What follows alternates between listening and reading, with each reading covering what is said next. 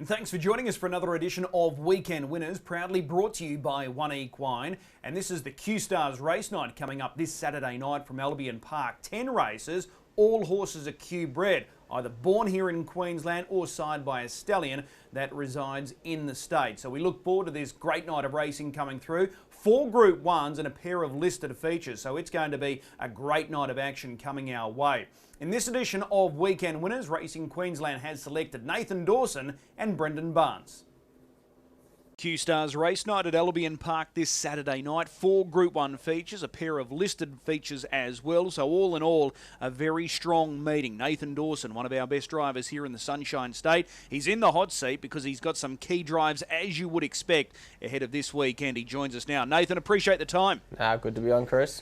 Race 1, your first drive of the night, Under the Kilt. This looks very open, this first race. There's no standout performer here. How do you rate the chances of Under the Kilt? Yeah, he's been going quite well of late. It's probably a nice little draw for him. But as you said, it's an open race, and he's in with a shot. Being on the inside of the second row, is that a good thing for Under the Kilt? Yeah, I think so. He likes to be on the fence, and it's not the worst draw for him at all. So it's good. I wouldn't change it for anything else. What are you thinking? 3 fence most likely, maybe even 1 spot further back? Yeah, I think so. But I'm pretty happy to be on the fence. I'm probably not good enough to be coming wide there, so if I get a bit of luck, I'll be in with a good shot. Okay, well that's race 1, number 8, Under the Kilt. Now we get to the first of the Group 1 features, and you're driving one of the key runners here, Frankie Ferocious. He's won 3 from 4. You could say he could be unbeaten. Manners let him down in the time that he did get beaten. He's had 2 runs back this campaign. He's won both. How do you rate him, Nathan? Yeah, I got a lot of time for him. I think he could be one of the better horses that I've driven in my time. So, he's got a nice draw there, and he's got plenty of ability. But, hopefully a good horse turns up again, and his manners are there. All right, he's the younger full brother of Captain Shuffles. But when you look at them, they're completely different horses, aren't they? Yeah, they are. They're like chalk and cheese. If you saw both of them, you wouldn't expect them to be related. But Frankie Ferocious has got more of a solid build. He's well put together, this guy. Yeah, he is. He's a nice type of horse. He's a colt, and maybe that might be his undoing. But sometimes, he's good, and sometimes he's not. But hopefully we get the right horse this week. Okay, let's talk about the draw firstly. Were you happy with Gate 2? Yeah, I was. I'm very happy with Gate 2. It's going to be a tricky spot there with the one horse who's got gate speed and likes to lead. So we're just going to have to, weigh it up and see what happens at the start. Do you want to be left parked out, or do you think you will get cover? I'm sure there's cover there if I want it, but either way, I'm pretty happy to be sitting either spot. So, I've got a good horse there, and I'm going to drive him like he's the best. Okay, I've got to ask about some of the other horses in this race. Hold On to Your Bling, very professional, very consistent. Then you've got My Alderman Jacko, who's featured in a stable change, looks sharp in a recent trial, likely to follow out behind for real life. And have you checked in? He was really sharp winning his heat last week. Yeah, that's right. They're all nice horses and they're going well. Some of them have got a bit of a barrier advantage over me, but I wouldn't trade him for any of them. All right, let's talk about the performance last week. Frankie Ferocious, when he was able to take out his qualifying heat. He just looked like he was in total control. Yeah, he was. He settled really good, and that's the first step with him. So he settled well, and then he ripped up a good quarter, and he never got out of first gear. So that's encouraging. So was that the best he's driven for you since being at the track? Yeah, it was. That was the best he's been. He never tightened a rein in the whole race. So, if he can do that again, he's going to take a lot of beating on Saturday night. All right. Visually, he couldn't have done any more. But how did it feel sitting behind him over that last furlong? He would have run a brilliant last 200 metres. Yeah, all I did was just, give him a little kiss up top of the straight and just quickened up good. So, he still had plugs in and never turned the whip. So there's a lot there left in the tank. Okay, so you're confident? Yeah, very. All right, well, that's Frankie Ferocious in race number 2. Let's go across to race 4, the 3-year-old fillies Group 1 feature. Your drive here is Betty's Gold Class. This is an ideal draw for her, Gate 1. Yeah, you couldn't ask for a better draw for her, if that's probably the run she needs, and she was lucky enough to come up with it. So looking at it, you've got the speed to lead initially, and then you just find the right horse to hand over. Who do you think will get there first? Yeah, I think Trent's horse Magical Mayo. She was a good last week, and she's got the nice inside draw there close to me. So the less I do is probably the better for her. Okay. Can your filly run a solid 2,138 metres and still hold on for a place here? Yeah, I think so. I was pretty happy with her last week. We were just trying to get into the top four, so I wasn't too worried about the first two getting too far away from us. But she was still solid to the line, and she wasn't too far away, so I'm sure she'll be better again. Is Racy Roxy the horse to beat? Yeah, I think so. She's a good quality mare, and we're all aware of that, so she's probably the one to beat. Can she dominate this field though? I don't know about dominate, just because of the draw, but she's definitely the one to beat. Okay. That's race number 4. Let's move across to race 5. Regulus, a horse you know well. He's drawn the inside of the second row, but he's the only horse off the second row. But this looks like a race that's probably a little easier for him compared to what he's been matching of late. Yeah, I think that's fair to say. His last start was actually quite pleasing. He got to the line good, so this type of race, and a nice little draw like that where you have options, definitely up his alley. One last roll. Is he the leader from gate 2? Yeah, I think so. He led the other day. He's probably a little bit disappointing, but he looks like the leader. Okay, QSTARS obviously going to prove hard to beat as well. Yeah, I probably think out of all of them, he's probably the one to beat. I got quite a bit of time for him. I think he's a horse on the up, so he's the one I think's to beat. All right. Let's go across to race number 7, another one of the Group 1 features. 2-year-old fillies here. Waterline is your drive. Barrier 1, was that music to your ears? Yeah, it was. We were just hoping for a good draw, but Barrier 1, you can't ask for anything better. Dual Melody is the star filly here. She's the favourite. She's chasing 4 Group 1 victories this season. Do you think she'll get across, and is that the horse that you want to trail? I'll just have to see what happens early. I'm not set on trailing. I think she's quite a good mare, this one of mine, or filly, and I think she's on the way up as well. So I'm not set out to take a trail, but we'll just have to see what pressure there is. Okay, let's talk about the race last week. She was 3rd. She was fresh up last week. She gave the impression there was a lot more improvement still to come. Yeah, there is. We were kind of aiming for this to be the main race, so she keeps improving each start, and I think she's going to be a different horse this week than she was in the heats. Okay, has it been a trouble-free campaign? I wouldn't say trouble-free. There's a few little niggles with her, but pretty happy with her this week, and last week she was pretty good off a slow sectional, so we got the right draw to dictate what we want. Okay, is Dual Melody the horse to beat? Yeah, she's obviously the one to beat. She's got the front line, she's got a good gait, and she's got a good reputation, so I think so. What about Bronski Delight drawn directly behind you if the emergency comes out? Any sort of fear there? Yeah, she was good last week. I think she's getting better every run, so just depending on the amount of work we have to do, she's probably one of the dangers as well. All right, but you're happy with Waterline? Yeah, very. All right. Race number 8, the 4th and final Group 1 race on Saturday night for the 3-year-old colts and geldings, and this is the real showcase race. Teddy Disco. You've been driving Captain Shuffles, who's the boom horse, but you've got that long association with Teddy Disco, and you've combined for some great success. How difficult was it, or did you just say, I'm with Teddy all along and that's it? No, it wasn't difficult. I was always going to stick with Teddy just because I've had, such a good run with him and the Grimsey family. So I was always going to stick with him, and, I think Teddy's quite a good horse as well. I don't think there's a lot between them. I'm sure if Teddy had the same type of racing as the other one, he wouldn't be too far away at all. What about the draw? What was the initial reaction with the inside of the second line?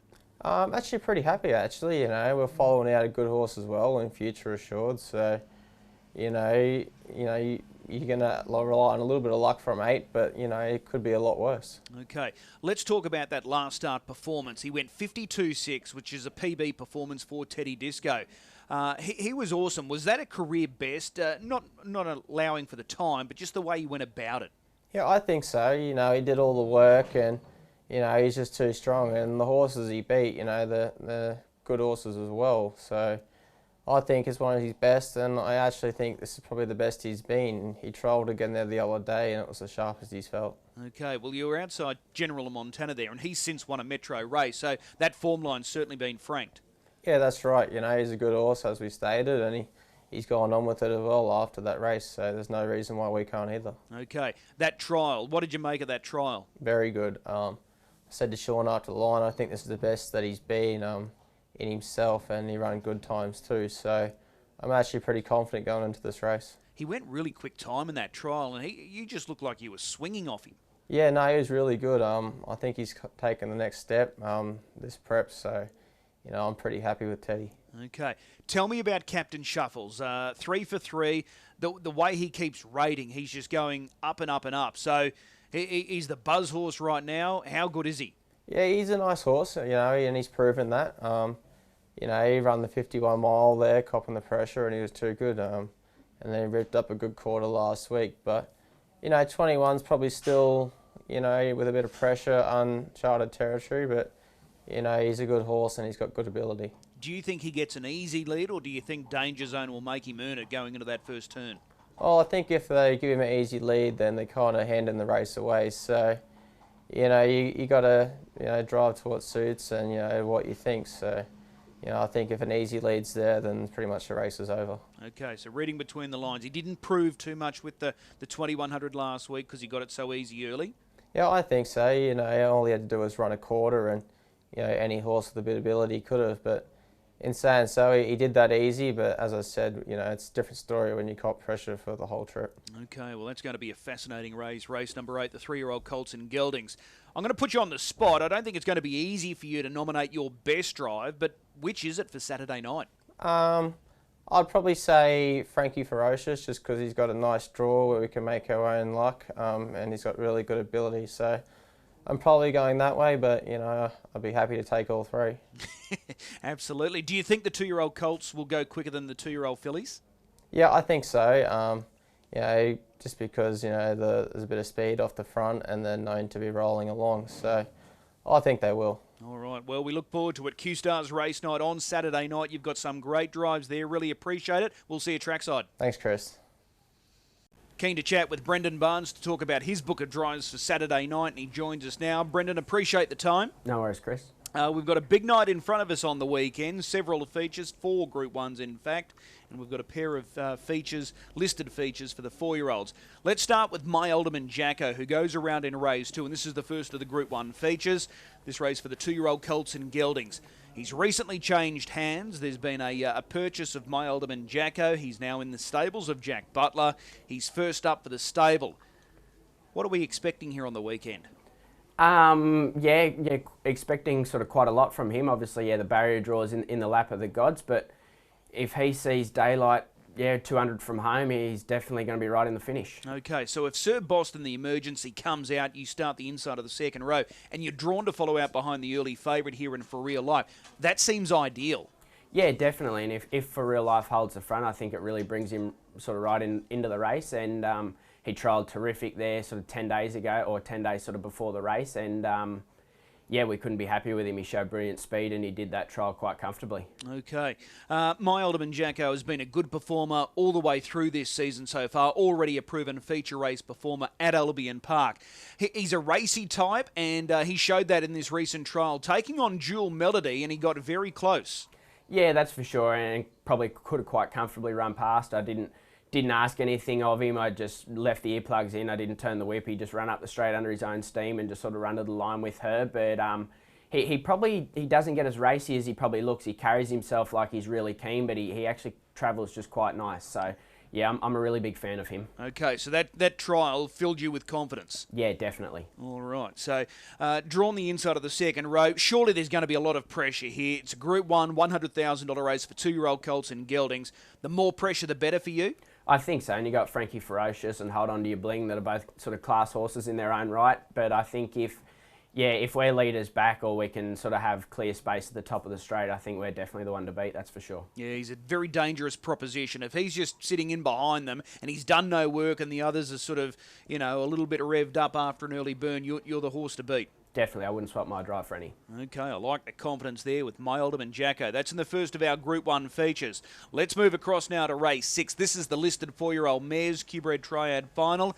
Bonnie's a rockin'. She's drawn in gate 5. Can she get across and lead here?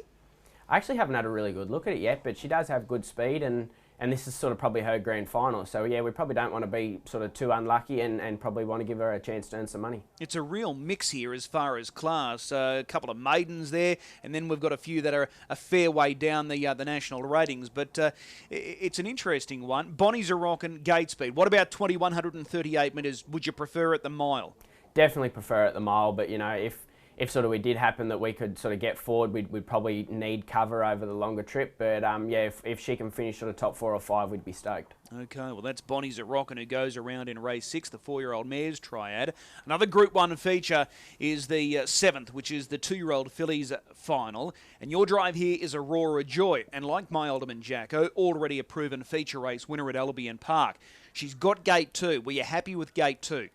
Yeah, definitely. It just sort of puts us in the spot. We don't need to do any work early where we're already in the running line, so we can just, let her come out how she wants to and just hopefully be as handy as we can. Okay, she's got speed to her inside in Waterline, and they're keen to try and hold up for as long as possible. Then you've got the likes of Jillaby Typhoon and the favourite Jewel Melody drawn out a little bit. So again, there's going to be pressure into that first turn. Yeah, you'd think so. It looks a pretty solidly run race there on paper, and it's sort of, good. They're drawn too. We don't have to really get anywhere. We just got to hold our spot and hope we're close. Okay, she's only a tiny filly here, Brendan, but she obviously, holds herself really well out there on the track, and she's had a few trials in readiness for this Group 1 feature on Saturday night. The most recent trial came on Tuesday afternoon. Were you satisfied with that effort? Yeah, I was. She's sort of just been facing a few tractability issues. She, as we saw in that feature race she won earlier in the year, she hung quite a bit and was sort of a little bit intractable, and she's sort of been the same. So each of her trials we've sort of tried a little bit of different gear on her to sort of try and sort her out. And I think even from Tuesday there's probably still a little bit of tinkering to be done from that. But she hung a little bit around the corner and probably didn't pace the best, but she actually found the line quite nice and probably looked better than that sort of 20-metre margin or so. Okay, so we haven't seen her since April, since she won the Gold Bullion. She's had a number of trials. Has it been smooth sailing for this filly and lead up to the Group 1 final? No, it hasn't at all. It has. She sort of she'd had a couple of niggles going into the Bullion, so she was sort of really well to win that, and then she was sort of sent to the paddock and probably come back with not 100%. Them little niggles still bothering her, as you've sort of seen with the tractability issues and the little gait issues she's faced. But hopefully she can sort of turn up and be 100% there on Saturday night. Is she a top 5 hope in your opinion? Yeah, I think so. She's got good speed, and there looks sort of, plenty of speed on, and we've got that sort of draw that we're already there in our spot. So I think if there's a bit of speed and she's handy, she should run top 5. Is Jewel Melody the clear standout in the fillies division? Yeah, she is, but sort of on paper it doesn't look like I'll make it easy for her. She'll have to earn it, but she's a super filly. Okay, well that's race number 7. That's the 2-year-old fillies triad final. That brings us to race 8, the final Group 1 race on the program on Saturday night. And this is the real highlight, the 3-year-old boys clashing here. Danger Zone. He's back in action, hasn't started since the Queensland Derby. What did you make of the Tab Constellations for Danger Zone?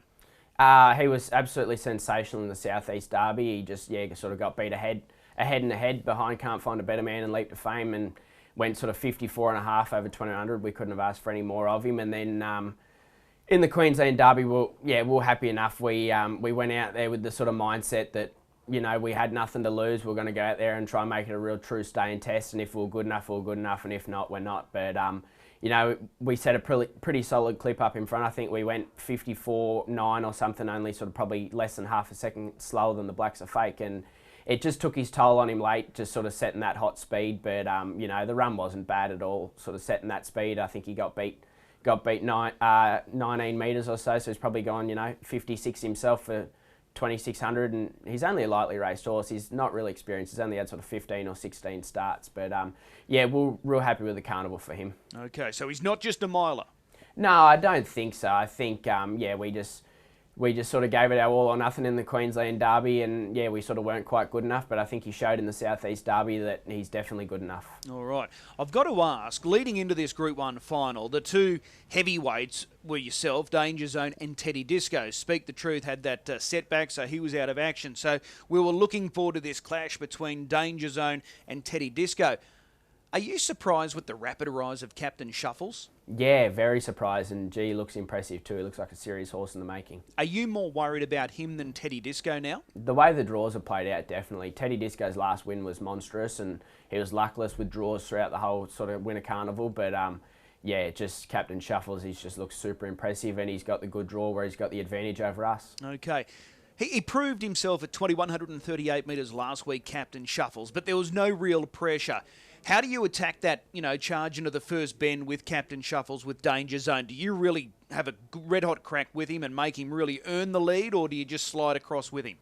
I think we'll probably have a really good look for 100. I don't think we can get across him, but we might be able to open up some space to sort of get a spot somewhere, and our guy's really quick, but yeah, I don't think we can cross, but yeah, we'll definitely have a really good look, at least for 100 anyway. Do you think there is a chink in the armour of Captain Shuffles at this distance? Well, sort of on what you've seen of him so far, it's hard to really knock him, but in saying that as well, he hasn't really raced the best ones yet either. He's yet to take that next step back. He's looked sensational racing sort of in his grade and what he has, but we also got beat ahead to Leap to Fame and can't find a better man over 2,100. So, yeah, he's yet to take that step, but yeah, he looks mighty impressive at the moment. It's a good form reference, though, isn't it? When you're dropping back from Leap to Fame grade, and Captain Shuffles has got to step up to match you and Teddy Disco. Yeah, that's for sure. Yeah, that's for sure. Teddy Disco, you mentioned him last time out. Probably a career best performance there. 3 wide to the breeze, 52.6 I think it was. He was sensational that night. Yeah, he was. It was a huge run, and you got to sort of feel for connections there. Every time they've sort of lobbed a big race, when he's sort of going good, they just get tortured with barrier draws. Okay, I want to ask about the trial of Danger Zone just recently, fitting him for this race. He looked really sharp. It was a mile, but the last half was just scorching. Yeah, it was really good. We wanted to go there with a good hit out, sort of 10 days before the race, and yeah, just sort of give him a really good pipe opener, and he was able to sort of get a comfortable sort of lead and a comfortable first half, and we just wanted to really sort of let him open up that last 600, and same again, never really asked anything of him. He just done that under his own steam. I never turned the whip on him. Just, yeah, let him sprint up the straight as he liked, and he was super. It was a 54 last half there. I think it was 53.6 or 53.8. You don't see horses run that, Brendan. No, you don't, that's for sure. And he's just got such unbelievable speed, He's won all his races in front, but I think sort of as his career sort of gets a bit longer, we'll see the best of him when he's following genuine speed and he can come off a helmet. Okay, and he's trained on well since? Yeah, super. All right, well, you've got some key drives there, and you've given a good push for a number of them, but which one are you most looking forward to? Probably just the way the draws are played out and how it looks on paper. I think My Ultimate Jacko. Okay, race 2, number 9, My Ultimate Jacko. Brendan, as always, really appreciate the time. We'll see you trackside. Thanks, Chris. Ta.